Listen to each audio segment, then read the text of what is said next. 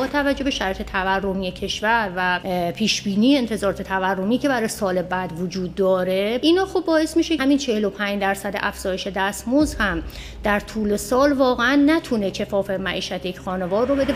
در اسفند دستمزد کارگران برای 404 با یک افزایش 45% تصویب شد. همان موقع پایه حقوق مصوب پایین‌تر از سبد معیشتی 25 میلیون تومانی اعلام شده آخوندها بود. تنها ساعاتی بعد قیمت دلار بالا رفت و بخشی از افزایش حقوق‌ها در برابری ریال و دلار از بین رفت.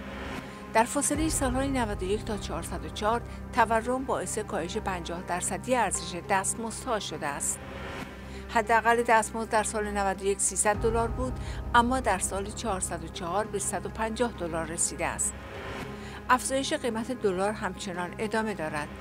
آیا افزایش حقوق و بازی با قیمت دلار فریب آخوندها برای خالی کردن جیب مردم نیست؟